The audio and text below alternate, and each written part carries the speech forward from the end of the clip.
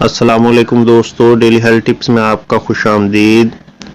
آج جس پودے پہ ہم بات کرنے جا رہے ہیں اسے پنجابی میں اک، اردو میں آک، عربی میں اشر، فارسی میں زہرناک، سنسکرت میں مدار، گجراتی میں آکڑو، بنگالی میں اکنڈا اور انگریزی میں کیلوٹروپس کہتے ہیں۔ دوستو، اس پودے کے بے شمار فائدے ہیں جو میں آپ سے آج شیئر کروں گا، لیکن اس سے پہلے میں آپ کو اس کے متعلق تفصیلاً بتاؤں گا کہ یہ کیسا ہوتا ہے اور کہاں پایا جاتا ہے۔ تو دوستو، یہ پاکستان، ہندوستان، جزیرہ لنکا، افغانستان، ایران وغیرہ میں یہ پایا جاتا ہے اور یہ بڑا عام پودا ہے۔ یہ 2.5 گز تک بلند ہوتا ہے۔ یہ پودا شاخ در شاخ ہو کر بھی پھیلتا ہے، لیکن زیادہ تر جڑ سے شاخیں نکل کر ادھر ادھر پھیل جاتی ہیں۔ آگ کے جس حصے کو بھی آپ توڑیں، سفید رنگ کا غلیظ دودھ سا ٹپکنا شروع ہو جاتا ہے۔ اطراف میں جڑ کی نسبت زیادہ یہ دودھ ہوتا ہے۔ پتے برگد کے درخت کے پتوں سے مشابہت رکھتے ہیں، لیکن اس کی طرح زرد نہیں ہوتے بلکہ سبز سفیدی مائل ہوتے ہیں۔ پھول کٹوری نما اور گچھوں میں لگتے ہیں۔ پھول کے عین درمیان میں ایک لونگ سا ہوتا ہے، جس کے فائدے میں آگے آپ کو چل کے بتاؤں گا کہ یہ کیا کام کرتے ہیں۔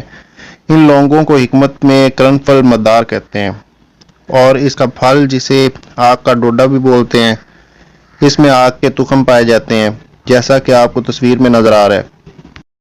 اور دوستو، ایک اور قسم کا آک ہوتا ہے جسے پاکستان اور ہندوستان میں نایاب کہا جاتا ہے کہ یہ آک کہیں سے ملتا نہیں ہے، اور کافی سارے لوگ اس کی تلاش میں رہتے ہیں کہ یہ آک کہیں سے ملے اور اس سے آگے کیمیا گری میں کام میں لایا جائے۔ تو دوستو، اس آک اور عام آک میں کافی فرق ہوتا ہے۔ فرق کچھ زیادہ نہیں ہوتا، بس دیکھنے میں یہی فرق ہے کہ اس آک کے جو پھول ہوتے ہیں وہ بالکل سفید ہوتے ہیں، جبکہ یہ عام جو آک ہوتا ہے اس کے پھول نیلگوں سے ہوتے ہیں اور کچھ سفید ہوتے ہیں۔ تو دوستو، اس نایاب آک جس کی میں بات کر رہا ہوں وہ چین میں پایا جاتا ہے۔ کچھ لوگ جانتے بھی ہیں اور لیکن اکثر جو ہیں وہ نہیں جانتے۔ وہ پودا چین میں پایا جاتا ہے۔ اس کی سب سے بڑی خوبی یہ ہے کہ اگر اس میں ایک سکہ جو ہوتا ہے تانبے کا، اسے برادہ کر کے اسے اس کے 1 کلو دودھ میں کھرل کر کے خشک کر لیا جائے اور پھر اسے 2.5 من کی آگ دی جائے اوپلوں کی، تو وہ تانبا بالکل سفید کشتہ تیار ہو جاتا ہے، جبکہ اس عام آگ میں وہ خوبی نہیں ہے۔ باقی لحاظ سے سب یکساں ہیں۔ دوستو، اس پودے کا دودھ چوتھے درجے میں سبیعت کے ساتھ گرم و خشک ہے، اور اس کے پتے، شاخیں، جڑیں اور پھول تیسرے درجے میں گرم اور خشک ہیں۔ اس پودے کا ایک آزمودہ نسخہ ہے جو میں آپ دوستوں سے شیئر کرنا چاہتا ہوں، جو کہ فالج کے متعلق ہے۔ دوستو، فالج چاہے جتنا بھی بگڑ چکا ہو، جگہ جگہ سے علاج کروا کر آپ تھک چکے ہوں، انگریزی دوائیوں کے وقتی آسرے کے محتاج ہو چکے ہوں، اگر یہ تھوڑی سی محنت کر لیں یا کسی سے یہ کام کروا لیں تو نہ صرف فالج کا مرض دور ہو جائے گا، بلکہ پھر تمام عمر دوبارہ یہ مرض قریب بھی نہیں آئے گا۔ یہ نسخہ گرمیوں کے دنوں میں ہی کارآمد ہے۔ اگر سردیوں کا موسم ہے تو گرمیوں کا انتظار کرنا ہوگا، تب یہ نسخہ جو ہے بنایا جا سکتا ہے۔ گرمیوں کے دنوں میں کچی زمین پر آپ ایک گڑھا کھودیے جو اس قدر گہرا ہو جس میں ایک آدمی بیٹھ سکے۔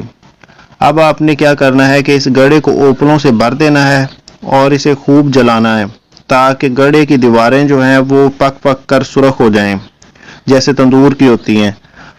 اب اس کو اچھی طرح سے آپ نے صاف کر لینا ہے، اس میں جو خاکستر وغیرہ ہوگی وہ نکال دینی ہے۔ تو اب صبح کے وقت آگ کے آپ نے پتے توڑنے ہیں اور اس گڑھے میں وہ پتے ڈال کر آپ نے وہ گڑھا جو ہے بھر دینا ہے پتوں سے۔ پھر دوپہر کے وقت جب وہ پتے دھوپ کی گرمی کی وجہ سے بخارات چھوڑنا شروع کر دیں، تو اس وقت آپ نے اس مریض کو جس کا نصف بدن زیر فالج ہے، اس کو پشمینے کی چادر میں لپیٹ کر اس گڑھے پر بٹھا دینا ہے اور اس کا منہ ننگا رکھنا ہے تاکہ بخارات سے محفوظ رہے، اسے کوئی نقصان نہ ہو۔ یہ عمل آپ نے کھلے میں نہیں کرنا، ہو سکتا ہے وہاں پہ ہوا وغیرہ لگ جائے، اس لیے آپ نے یہ عمل 4 دیواری کے اندر کرنا ہے تاکہ مریض کو ہوا نہ لگے۔ جب مریض کو اس گڑھے پہ آپ بٹھا دیں گے تو تھوڑی دیر میں مریض پسینے سے شرابور ہو جائے گا، اور اگر وہ پانی مانگے تو اس دوران آپ نے اسے نیم گرم پانی دینا ہے، ٹھنڈا پانی بالکل نہیں دینا، ہو سکے تو تازہ پانی دے دیں۔ 3 گھنٹے بٹھائیں، اگر زیادہ گرمی محسوس کرے تو سایہ کر دیں تھوڑی دیر کے لیے اور پھر سایہ ہٹا دیں۔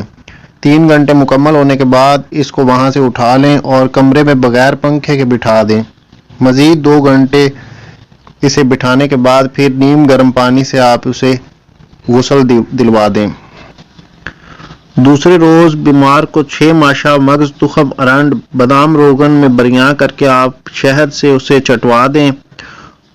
اس سے مریض کو دست اور قے ہوگی، پریشان نہیں ہونا آپ نے۔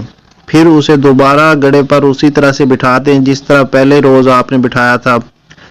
اسی طرح مریض کو 3 دن یہ عمل کروائیں۔ چوتھے دن مریض خود بتائے گا میں مکمل طور پر ٹھیک ہو گیا ہوں۔ اس کے بعد 5ویں دن مریض کے جسم پر چھوٹی چھوٹی پھنسیاں نکلیں گی اور 2-3 دن کے بعد خود بخود زائل ہو جائیں گی۔ اگلے روز مریض کو بخار بھی ہوگا، مگر کوئی خطرہ نہیں، یہ بخار ثبوت ہے کہ مریض اب بالکل اس بیماری سے آزاد ہو چکا ہے۔ دوستو، گھبرانا بالکل نہیں ہے، یہ علاج مشکل ضرور ہے مگر بے فائدہ نہیں ہے۔ اس کے بعد آپ کوئی خیرات کر دیں، خیرات میں جو بنے تقسیم کر دیجئے، اور اگر مزید کچھ پوچھنا چاہیں تو اس ویڈیو کے نیچے اپنی کامنٹ کر دیں، انشاءاللہ ہم اس کا رپلائی آپ کو کر دیں گے۔ اس کے علاوہ یہ ویڈیو ہو سکے تو آپ شیئر کر دیں تاکہ آپ کے نہ صحیح تو کسی اور دوسرے بھائی کے کام آ جائے۔ اگر آپ کو ہماری یہ ویڈیو پسند آئی تو اسے لائک کر کے ہماری حوصلہ افزائی کیجیے، اور مزید اچھی ویڈیوز کے لیے ہمارا چینل سبسکرائب کر لیں، اور تب تک کے لیے اللہ حافظ۔